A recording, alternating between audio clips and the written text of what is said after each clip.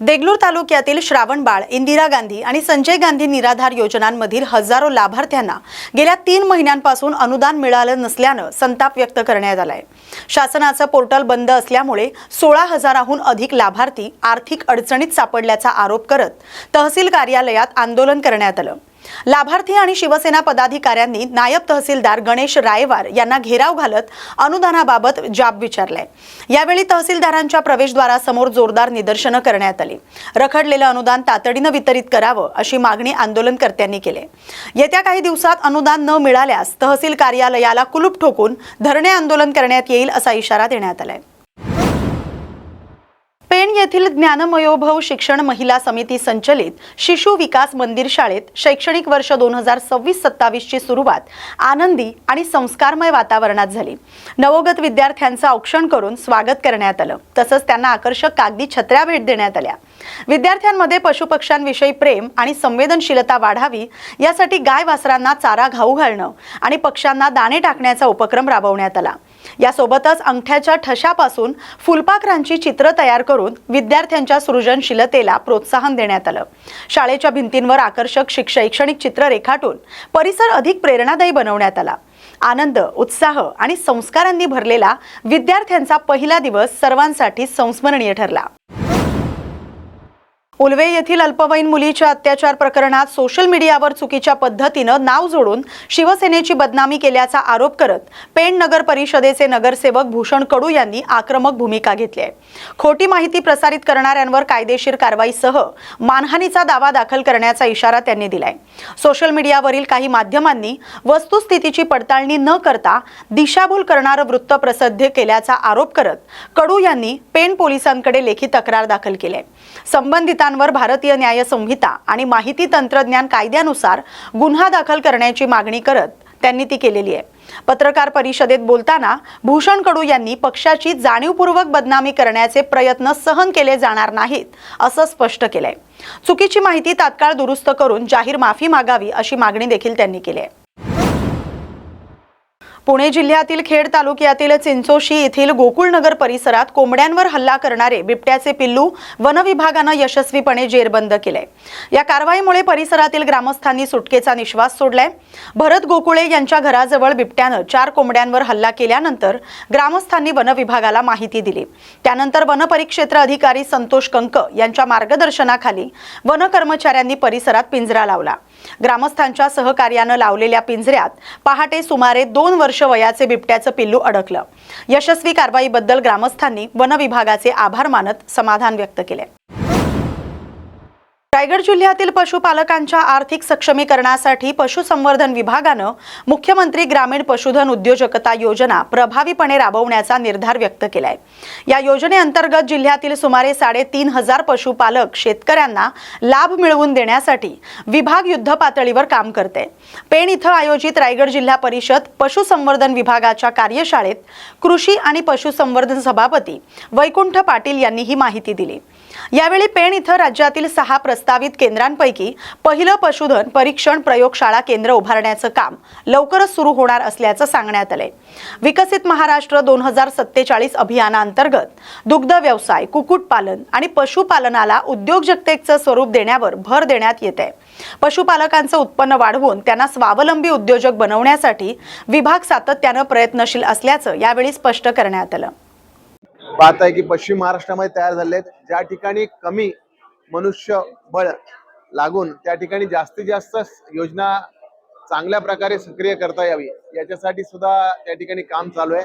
निश्चितपणे मला माहिती आहे की मनुष्यबळ जरी कमी लागलं तरी पण आज रायगड जिल्हा बघितलात तर रायगड जिल्ह्यामध्ये बराचसा भाग आहे त्या ठिकाणी पशुधन चांगल्या प्रकारे त्या ठिकाणी त्याचा वापर होतो आणि पशुधनाच्या माध्यमातून दुग्ध उत्पादन आहे व अन्य सगळ्या गोष्टी ज्या आहेत, शेळी मेंढ्यांचं कळप आहे, त्या ठिकाणी कुक्कुटपालन आहे, हे सगळे व्यवसाय त्या ठिकाणी चालू राहणार आहेत। निश्चितपणे या खात्याच्या माध्यमातून ज्या काही समस्या असतील, ज्या काही अडीअडचणी असतील त्या शेतकऱ्यांच्या सोडवल्या जातीलच।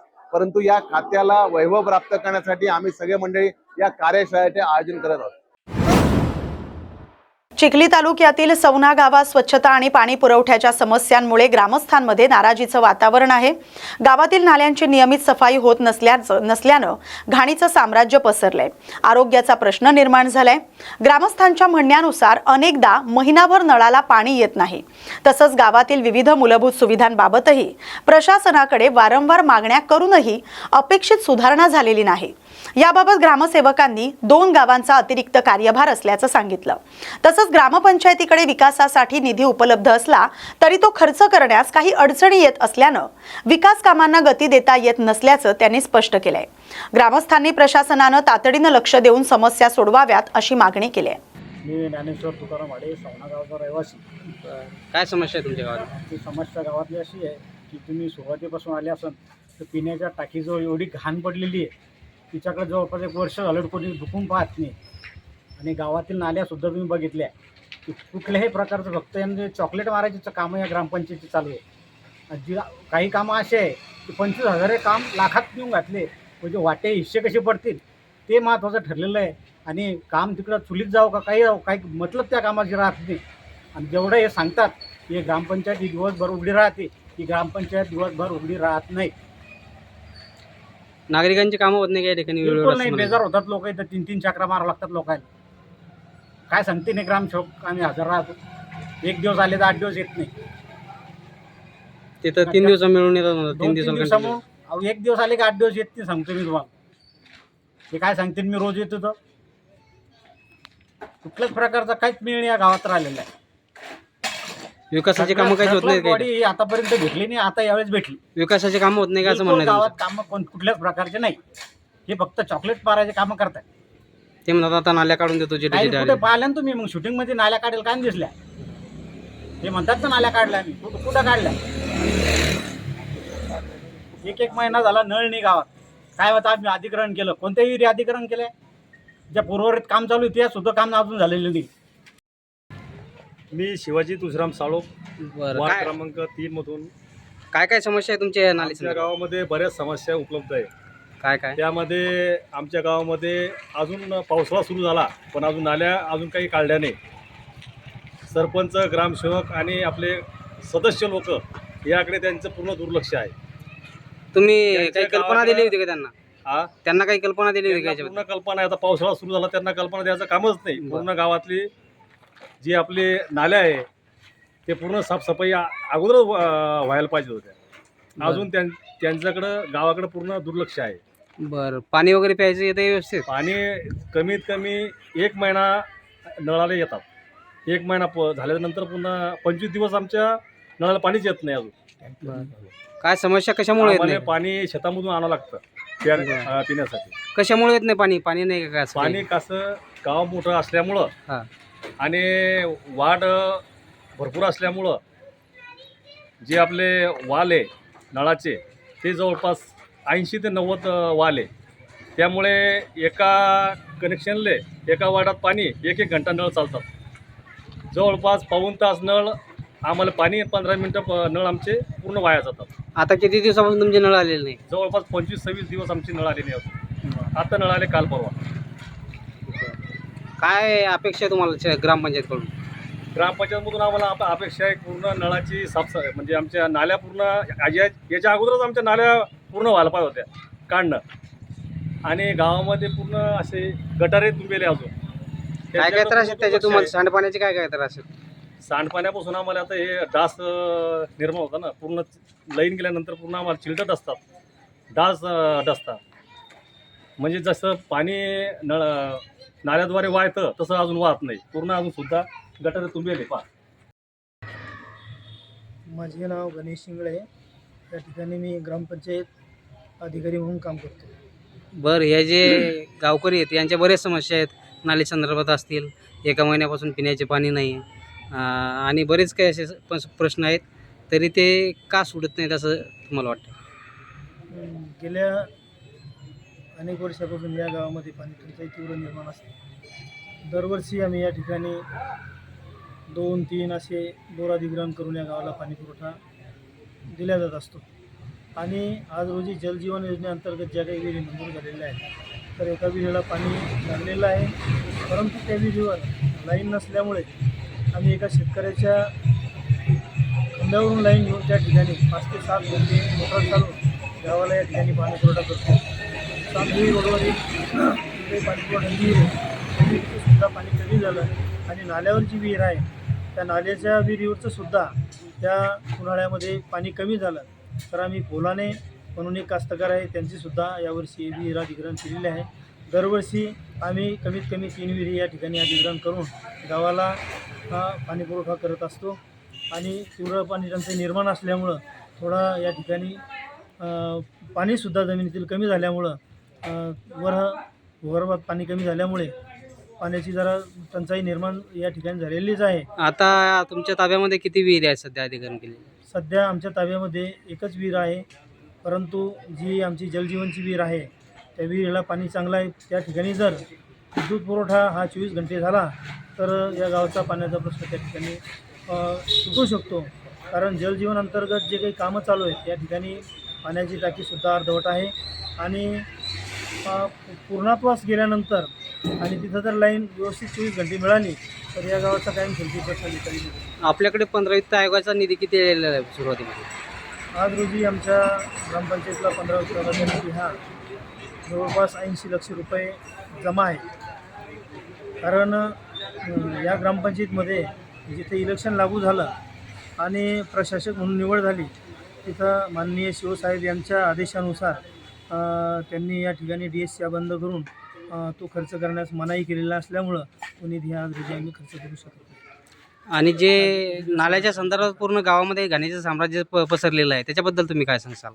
नालीच्या संदर्भामध्ये आज रोजी ग्रामपंचायतीमध्ये एक बाजू अशी असते की बा अधिकार आणि कर्तव्य.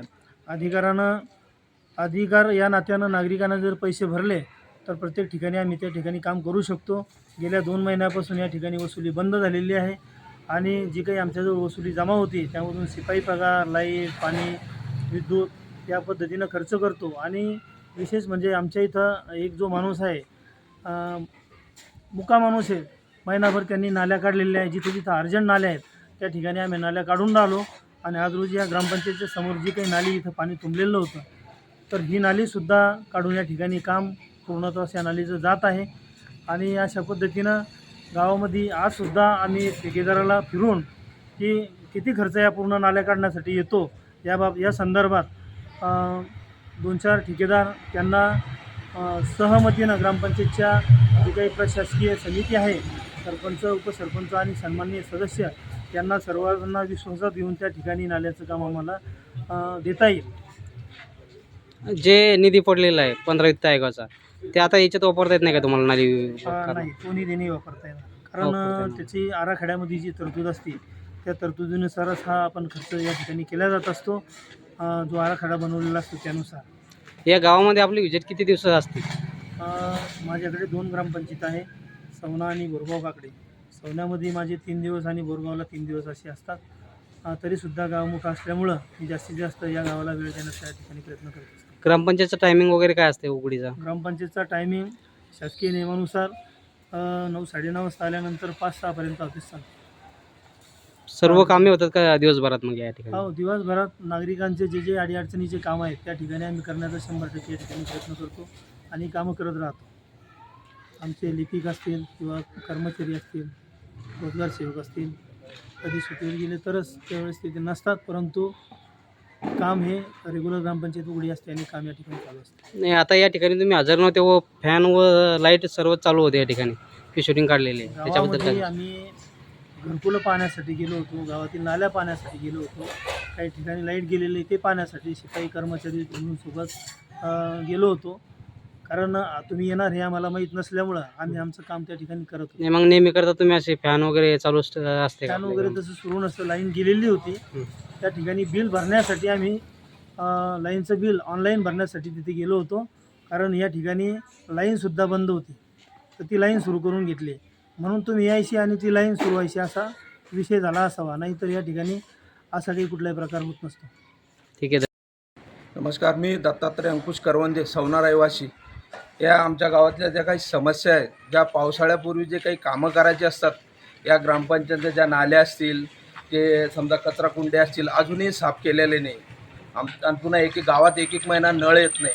नळ न आल्यामुळं लोकांना काय इतकं पाणी घ्यावं लागतं, गोरगरिबांना शेतातून पाणी आणावं लागतं.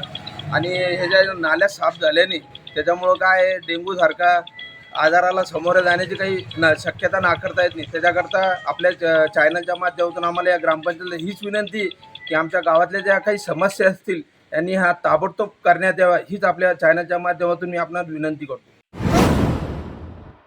माजलगाव तालुक्यातील वांगी बुद्रुक इथं शेतकरी संघर्ष समितीच्या वतीनं शेतकऱ्यांच्या विविध प्रलंबित मागण्यांसाठी एक गाव अन्नत्याग आंदोलन करण्यात आले. या आंदोलनात परिसरातील शेतकरी मोठ्या संख्येने सहभागी झाले होते. भाई गंगा भीषण थावरे यांच्या नेतृत्वाखाली झालेल्या आंदोलनात शेतकऱ्यांनी कर्जमाफी, पीक विमा आणि इतर मागण्यांसाठी जोरदार घोषणाबाजी करत शासनाचं लक्ष वेधलं. प्रलंबित प्रश्नांवर तातडीनं निर्णय घेण्याची मागणी करण्यात आली. पुण्यश्लोक अहिल्यादेवी होळकर शेतकरी कर्जमुक्ती योजना सर्व शेतकऱ्यांना लागू करणं, बीड जिल्ह्यातील शेतकऱ्यांना सरसकट पीक विमा मंजूर करणं आणि खरीप 2026 पीक विमा योजनेत पूर्वीप्रमाणे 4 ट्रिगरचा समावेश करावा, या प्रमुख मागण्या आंदोलनकर्त्यांनी मांडल्या. महाराष्ट्र शासनाचं आज पावसाळी अधिवेशन मुंबई येथे होत आहे. त्यामध्ये महाराष्ट्रातला तमाम अन्नदाता जो शेतकरी त्याची कर्जमाफी सरकारनं घोषणा केलेली आहे ती सरसकट करण्यात यावी. बीड जिल्ह्यामध्ये जास्त अतिवृष्टी झाली होती, त्यामुळे दस्तूरखुद मुख्यमंत्र्यांनी त्यावेळेस 17,500 रुपये हेक्टरी देऊ अशी घोषणा केली होती, ते देण्यात यावे आणि टिगर 4ही टिगर लावण्यात यावे. विम्यासाठी 4ही टिगर लावण्यात या मागणीसाठी वांगी बुद्रुक तालुका माजलगाव या ठिकाणी शेतकरी उपोषणाला बसले आहेत. एक सकाळी 10:30 ते संध्याकाळी 3:30 पर्यंत आम्ही अन्नत्याग आंदोलन करणार आहोत आणि आमची कर्जमाफी झालीच पाहिजे ही सुरुवात आहे. इथून पुढच्या आंदोलनात शेतकरी जास्त. हिंगोली जिल्ह्यातील गोरेगाव आणि परिसरात सोमवारी सायंकाळी मेघगर्जना, विजांचा कडकडाट आणि जोरदार वाऱ्यासह दमदार पाऊस झाला. गेल्या 15 दिवसांपासून पावसानं दडी मारल्यानं चिंतेत असलेल्या शेतकऱ्यांना या पावसामुळे मोठा दिलासा मिळालाय. पावसाअभावी पेरणी आणि लागवडीची कामं रखडली होती. मात्र झालेल्या पावसामुळे शेती शिवारात ओलावा निर्माण झालाय. शेतकरी पुन्हा एकदा शेतीच्या कामांना वेग देण्याच्या तयारीत आहेत. हळद, सोयाबीन आणि कापूस पिकांसाठी हा पाऊस लाभदायक ठरणार असल्याची प्रतिक्रिया शेतकऱ्यांनी व्यक्त केली आहे. पावसामुळे परिसरात समाधानाचं वातावरण निर्माण झालंय. खरीप हंगामाबाबतच्या आशा पुन्हा पल्लवित झाल्यात. महाराष्ट्रातील अनुसूचित जाती आरक्षणातील उपवर्गीकरणाच्या हालचालींना विरोध करत अनुसूचित जाती समाजाच्या वतीनं चिखली तहसीलदारांमार्फत मुख्यमंत्र्यांना निवेदन देण्यात आले. हा निर्णय संविधान विरोधी असून सामाजिक ऐक्याला धक्का देणारा असल्याचा आरोप समाज प्रतिनिधींनी केलाय. निवेदनात अनुसूचित जातींच्या आरक्षणात कोणताही बदल करण्याचा अधिकार संविधानानुसार राष्ट्रपती आणि संसदेला असल्याचं नमूद करण्यात आलंय. तसंच उपवर्गीकरणाचा निर्णय घेण्यापूर्वी समाज प्रतिनिधी, तज्ज्ञ आणि संबंधित आयोगांशी चर्चा करण्याची मागणी करण्यात आली. यावेळी आरक्षण उपवर्गीकरणाचा प्रस्ताव रद्द करावा, समितीचे कथित काम स्थगित करावं आणि सामाजिक, शैक्षणिक आणि आर्थिक सर्वेक्षण करून मागास घटकांना न्याय द्यावा अशी मागणी करण्यात आली. मागण्या मान्य न झाल्यास जिल्हा आणि तालुका स्तरावर आंदोलन करण्याचा इशाराही देण्यात आलाय. मोर्चात विविध सामाजिक संघटनांचे पदाधिकारी आणि समाज बांधव मोठ्या संख्येने उपस्थित होते.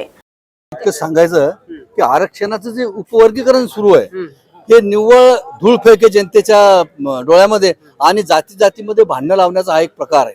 तुम्हाला एक सांगू इच्छितो मी की 1950 सालापासून आरक्षण भारतीय राज्य घटनेनं बाबासाहेबांच्या अथक परिश्रमामुळे सर्व अनुसूचित जाती जमातीला देण्यात आलेलं आहे.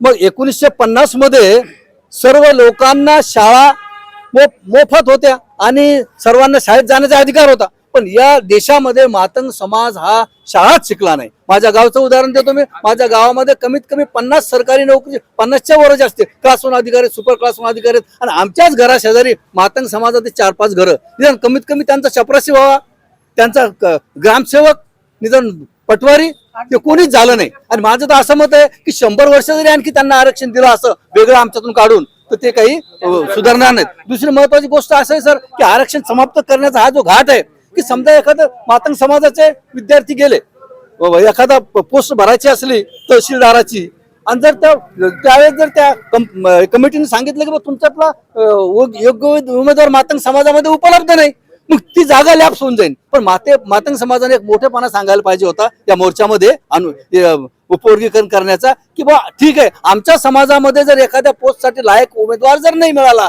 तर तो उमेदवार अनुसूचित जातीच्या बाकीच्या जातीमधून भरण्यात यावा, इतका मोठेपणा सुद्धा त्यांनी हे केला नाही. बरं, मातंग समाज आज जो झालेला आहे तर हा वेळोवेळी मागास का पडते, काय कारण असते? नाही कारण त्यांनी त्यांचे जुने धंदे सोडले नाही, आपला अंधश्रद्धा त्यांनी सोडली नाही आणि शिक्षणाची कासच धरली नाही. फुले शाहू आंबेडकरांचा विचार त्यांनी स्वीकारलाच नाही, म्हणून आज मातंग समाज मागे आहे खऱ्या अर्थानं. नाही तर वास्तविक पाहता या देशामध्ये, महाराष्ट्रामध्ये, देशातच सोडा पण महाराष्ट्रामध्ये महार समाजात सर्वात मागे राहायला पाहिजे होता की महार समाजामध्ये उपजीविकेचं कोणतं साधन नव्हते, शिक्षणाचे कोणते साधन नव्हते, पैसा नव्हता, परंतु मातंग समाजाजवळ, आमच्या चर्मकार बांधवाजवळ, आणखी वेगळे जातीजवळ त्यांचे वेगळे व्यवसाय होते आणि ते त्यांच्या मुलाबाळांसाठी शिक्षणात पैसे लावू शकले असते. वास्तविक पाहता मातंग बौद्ध समाजाची परिस्थिती ही सर्वात हलाखीची पाहिजे होती. आणि त्यांचं मत असं आहे की बौद्ध समाज हा फक्त आरक्षणामुळे समोर चाललेला नाही हे चूक आहे सर, चूक आहे. एज्युकेशन हे शिकले नाही, लोक मन लावून शिकून राहिले आणि अंधश्रद्धा मानत नाहीत काय नाही, त्याच्यामुळे म्हणजे फुल विचार स्वीकारला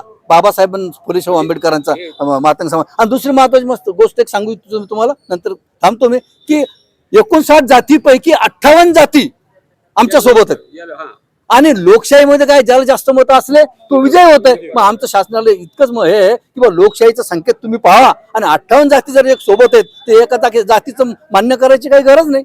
बस तुम्ही काय सांगसाल बाई, हा मातंग समाज का मागे आहे? डॉक्टर बाबासाहेब आंबेडकरांनी आम्हाला 1956 मध्ये एक नवीन धम्म दिला, बौद्ध धम्म, आणि आम्हाला एक मूलमंत्र दिला, शिका, संघटित व्हा आणि संघर्ष करा.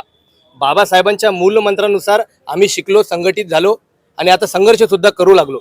मातंग बांधवांनी तेच काही बाबासाहेबांचं मूलमंत्र पाळलं नाही, काही मानलं नाही, ते शिकले नाही, काही मोजके शिकले असतील पण काही इतके त्याच्यामध्ये प्रगती झाली नाही. त्यांनी जर का बाबासाहेबांच्या विचारधारेवर जर का व्यवस्थितपणे चालले असते, काम केलं असतं तर ते 100% मुख्य प्रवाहात आले असते. आम्ही पिढ्यानुपिढ्या आम्ही विषमतेने आम्हाला गुलाम बनवलं होतं, बरोबर आहे की आम्हालाही सुद्धा याची हे नव्हती, कारण की पिढ्यानपिढ्या आम्ही अस्पृश्य गणले गेलो होतो. पण बाबासाहेबांनी आम्हाला नवीन धम्म दिला, आम्हाला माणसात आणलं, आम्हाला शिकवलं आणि त्यामुळे आमची प्रगती झाली. मग आमची प्रगती झाली तर हीच कुठेतरी इथल्या मनुवादी जातीवादी व्यवस्थेच्या लोकांच्या मनात खुपत आहे.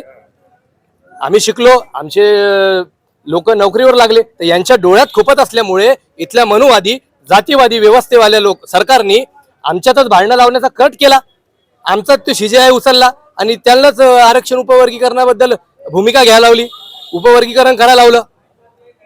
म्हणजे बाबासाहेबांच्याच माणसानुसारच आपण यांच्याच माणसामध्ये वाद लावा, यांच्याच माणसामध्ये तोडा आणि फोडा, राज्य करा, ही धोरण त्यांनी राबवलं.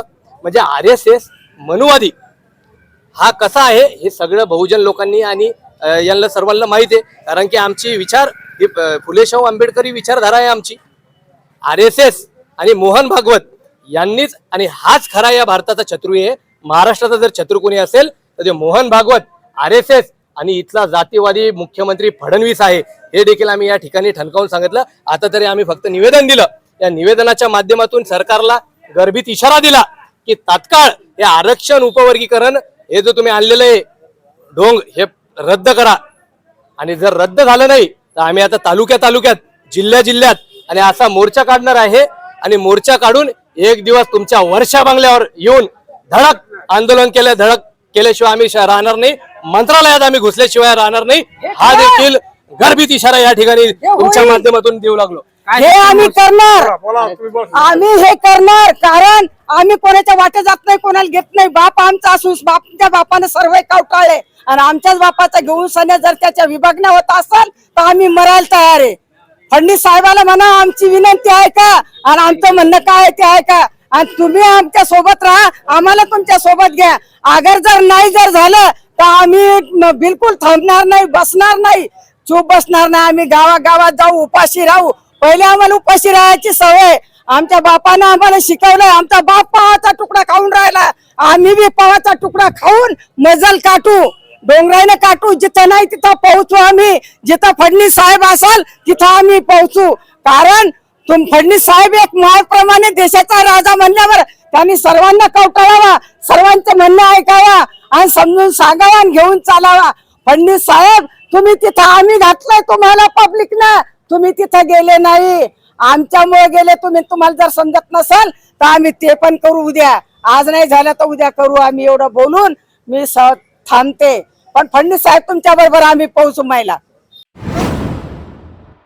शिवसेना शिंदे गटाचे नेते किरण पावसकर यांच्या वक्तव्याचा निषेध करत अंबाजोगाईत शिवसेना ठाकरे गटाच्या पदाधिकारी आणि शिवसैनिकांनी आंदोलन केलंय. यावेळी आंदोलकांनी पावसकर यांच्या प्रतिकात्मक पुतळ्याला जोडे मारत त्याचं दहन केलंय. पावसकर यांच्या वक्तव्यावर नाराजी व्यक्त करत शिवसैनिकांनी जोरदार घोषणाबाजी करत निषेध नोंदवलाय. संबंधित वक्तव्याबाबत संताप व्यक्त करत आंदोलकांनी तीव्र प्रतिक्रिया दिली. या आंदोलनात ठाकरे गटाचे पदाधिकारी आणि कार्यकर्ते मोठ्या संख्येने सहभागी झाले होते.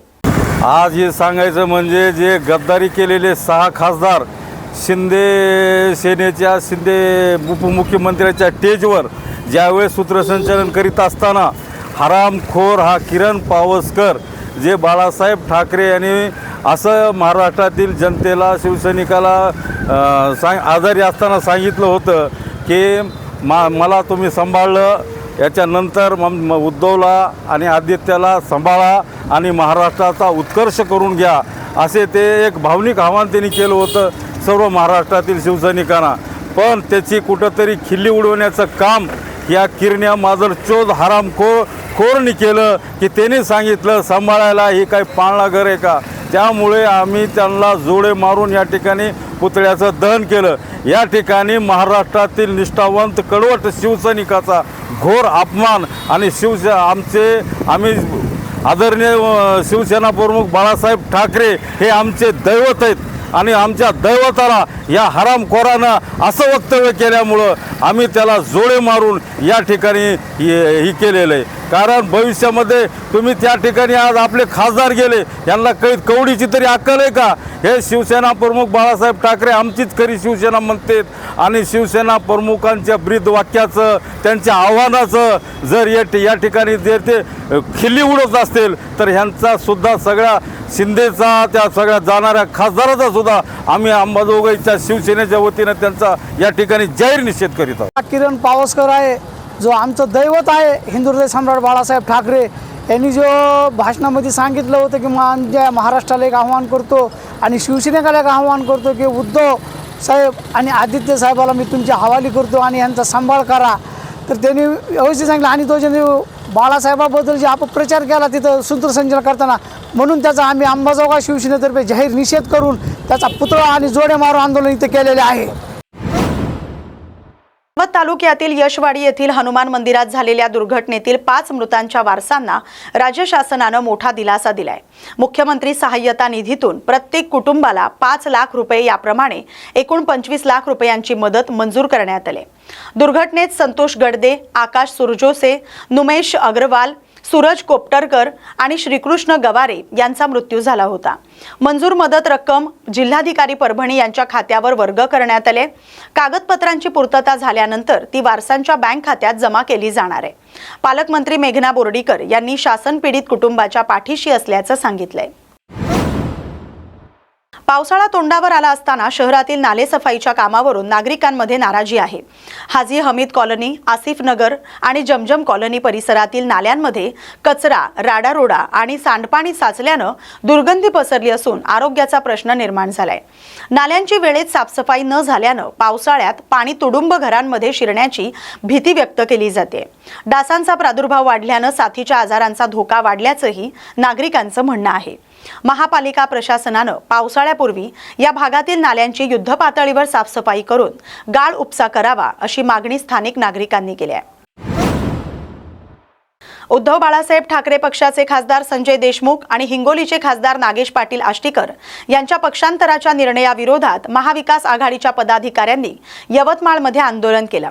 संजय गांधी चौकात उभाठा शिवसेना गट, राष्ट्रवादी काँग्रेस शरद पवार गट आणि काँग्रेस कार्यकर्त्यांनी एकत्र येत दोन्ही खासदारांच्या प्रतिकात्मक पुतळ्याचं दहन करून निषेध नोंदवलाय. यावेळी कार्यकर्त्यांनी जोरदार घोषणाबाजी केली. महाविकास आघाडीकडून निवडून आल्यानंतर पक्ष सोडणं हा मतदारांचा विश्वासघात असल्याचा आरोप आंदोलकांनी केलाय.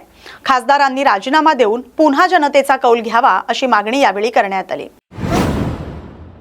या बातमीसोबतच बातमी महाराष्ट्राची मध्ये वेळ झाली आता इथेच थांबण्याची.